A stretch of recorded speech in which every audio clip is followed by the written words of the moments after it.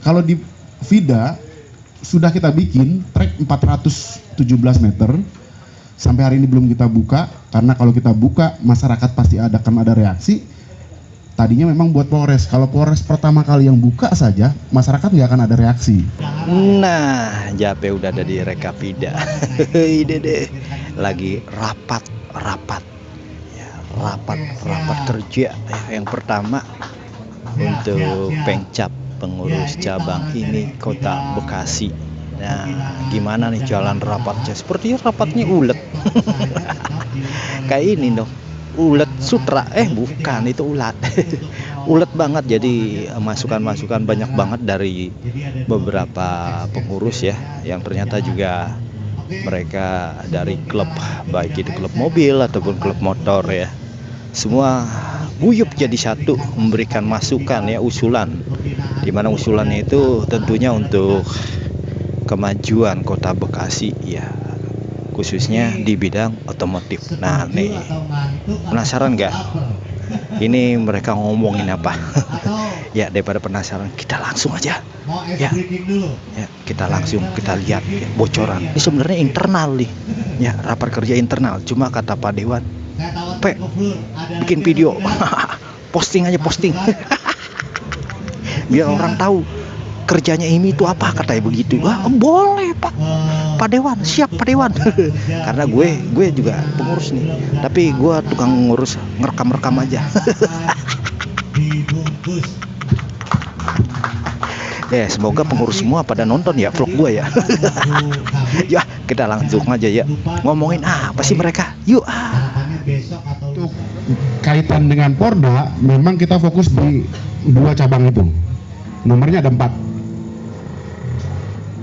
Targetnya memang di 2026 nanti pada saat Porda selanjutnya itu kita harus dapat medali. Tidak seperti 2 Porda sebelumnya yang memang kita belum dikasih kesempatan untuk menang. Kalau secara teknis kemarin di 2 kali Porda pada saat kualifikasi kita masuk dalam jajaran juara, tapi pada saat pelaksanaan ada banyak hal-hal teknis yang akhirnya kita tidak mendapatkan medali. Kalau di Porda pertama yang di Bogor ada yang tidak terantisipasi oleh kita, permainan di luar dari hal-hal teknis, tapi itu non teknis.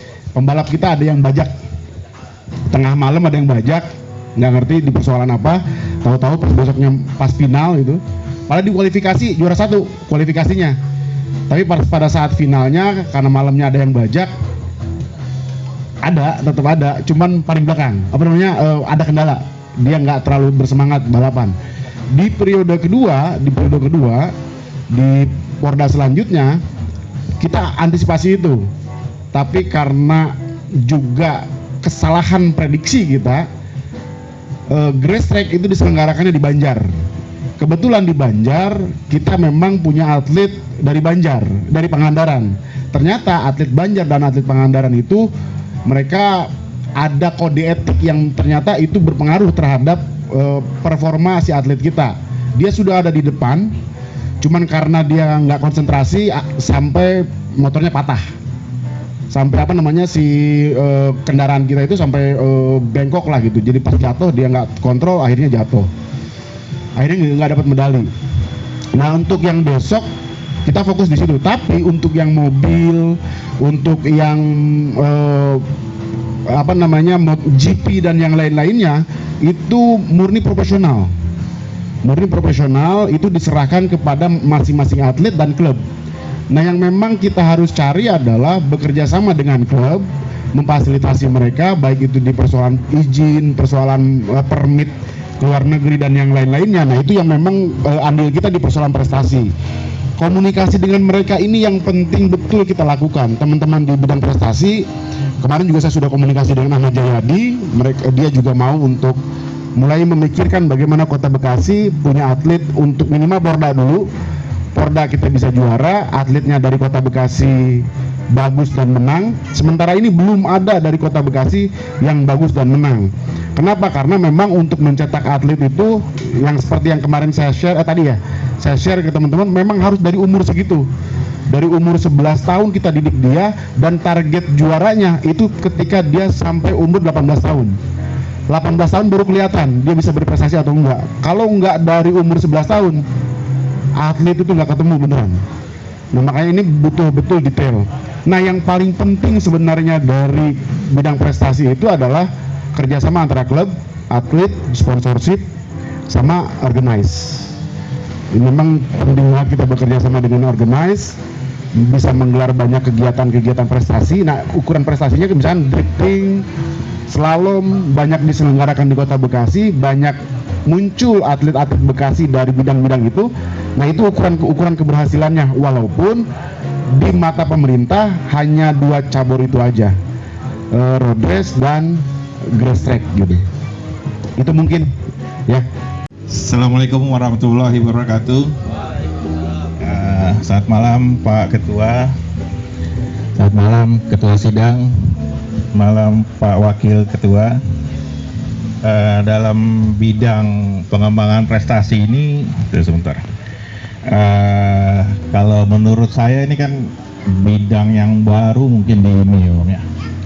Ya Om Amir ya, bidang pengembangan prestasi bidang yang baru di IMI kayaknya.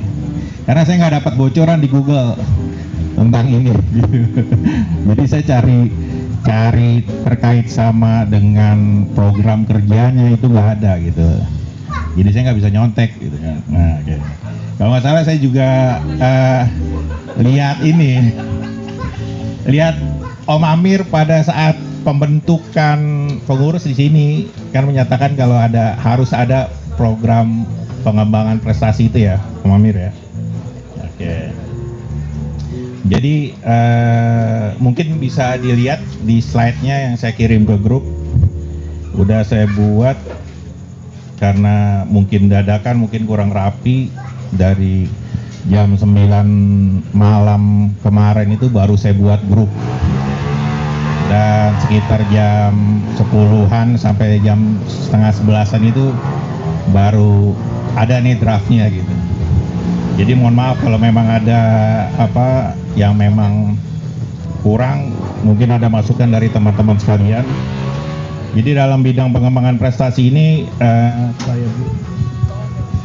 saya bagi menjadi 7 gitu.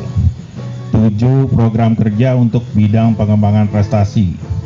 Yang pertama adalah identifikasi bakat muda. Nah, identifikasi bakat muda ini kita bisa bekerja sama dari klub ataupun klub olahraga motor dan mobil gitu kan. Terus kita juga melakukan survei untuk mengidentifikasi bakat-bakat yang ada. Nah ini kita yang tahu ini sebenarnya karena IMI Kota Bekasi juga baru, yang tahu ini sebenarnya dari KONI ya, Bang Amir ya. Mungkin punya database itu kan terkait sama mungkin prestasi-prestasi yang ada di Bekasi sama bibit-bibit yang ada gitu. Nah, yang kedua adalah pelatihan dan pengembangan atlet. Nah, ini kita untuk menyusun program pelatihan yang komprehensif untuk atlet yang teridentifikasi yang sudah ada kan gitu. Menyediakan pelatihan teknis dan fisik yang sesuai dengan kebutuhan individu, mendukung atlet dalam mengikuti kompetisi lokal, nasional, dan internasional, mengadakan camp pelatihan untuk meningkatkan keterampilan teknis mental atlet. Yang ketiga adalah infrastruktur dan fasilitas, meningkatkan fasilitas pelatihan dan kompetisi untuk mobil dan motor, menyediakan peralatan berkualitas tinggi dan teknologi canggih yang dibutuhkan oleh atlet. Mungkin ini nanti kedepannya mungkin ya gitu ya, mungkin karena program kerja ini dijalankan untuk sesuai dengan dana yang ada gitu. Kalau memang dananya kurang ya kita bisa sesuaikan gitu. Ngelanjutin dari Pak Ketua, Pak Kabit bidang prestasi. Jadi kita selanjutnya itu poin 5 adalah pengembangan pelatih dan staff. melatih pelatih dan staf pendukung tentang teknik terbaru dan pendekatan pelatihan yang efektif, kemudian memastikan adanya sumber daya manusia yang berkualitas untuk mendukung atlet. Nah, kemudian yang keenam adalah evaluasi dan pemantauan. Melakukan evaluasi reguler terhadap perkembangan atlet dan program, mengukur dan mengadaptasikan program berdasarkan hasil evaluasi. Nah, kemudian 7 adalah pengembangan jaringan dan kolaborasi. Ini mungkin kita juga akan berkolaborasi dengan bidang yang lain, adalah membangun jaringan dengan federasi olahraga, klub, dan organisasi terkait, mengadakan pertukaran pengalaman dan kolaborasi dengan komunitas olahraga otomotif. Nah, dari 7 poin tersebut, kita ini harus bidang prestasi ini harus berkolaborasi sebetulnya. Berkolaborasi yang kuat antara KONI, klub, pemerintah daerah, dan pihak-pihak terkait lainnya. Selain itu, penting untuk mengukur dan melacak pencapaian serta perbaikan program secara berkelanjutan untuk mencapai prestasi yang lebih baik dalam olahraga mobil dan motor di Kota Bekasi. Nah, sekilas kalau kita memang jangka pendek ini, yang pertama adalah mungkin kita mengidentifikasi dulu. Kita mungkin minta bantuan juga nanti dari Kang Amir, dari KONI, mungkin sesuai dengan Kang Denny tadi bilang, kita memang belum tahu atlet-atlet yang memang berprestasi gitu ya, yang butuh kita support untuk peningkatan dan bakatnya dia untuk lebih baik lagi gitu di prestasinya. Itu yang pertama. Jadi kita akan identifikasi dulu, kita akan masuk juga ke klub-klub, baik itu mungkin pelatihan-pelatihan, kita cari bakat dulu, kemudian setelah kita identifikasi baru kita adakan pelatihan.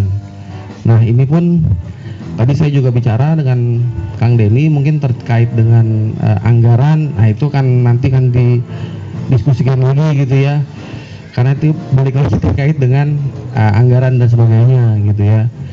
Cuman target kita dalam sampai Desember ya, kita pertama identifikasi dulu, karena kita harus tahu dulu nih mana-mana, kan kita nggak mungkin gitu kalau misalnya kita ngambil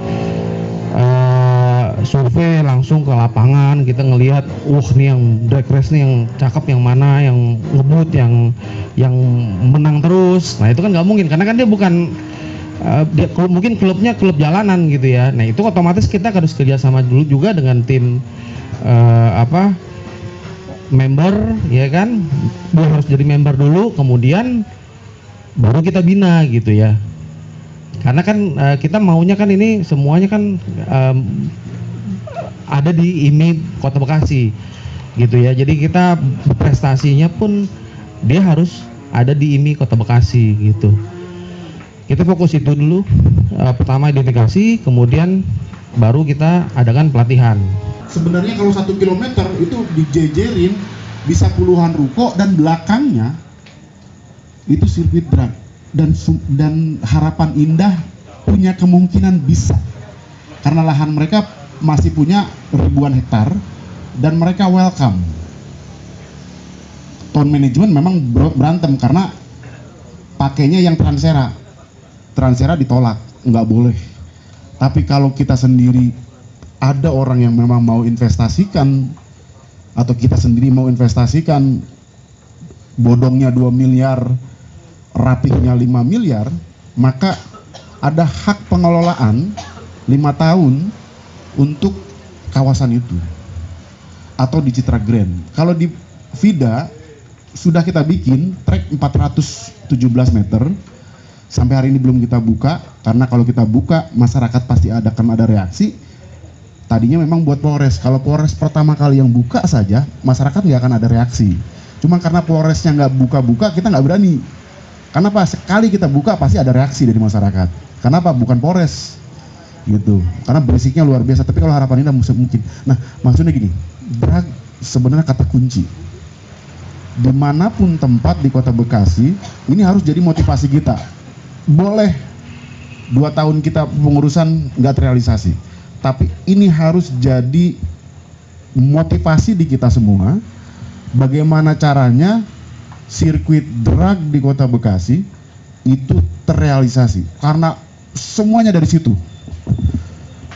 Kita mau nongkrong di situ bisa, kita mau usaha di situ bisa, ngumpulin orang bisa, dan merubah mindset anak-anak muda dari sirkuit itu bisa banget.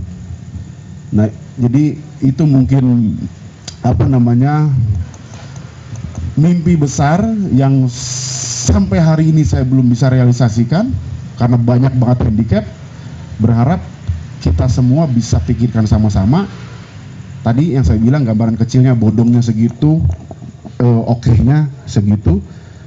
Pakai pemerintah kah? Ya, saya tetap membaranya pokoknya besok PJ ketemu PJ yang saya omongin itu. Teman-teman nanti ketemu PJ atau ketemu pejabat-pejabat Kota Bekasi yang dikenal sama teman-teman, omonginnya itu.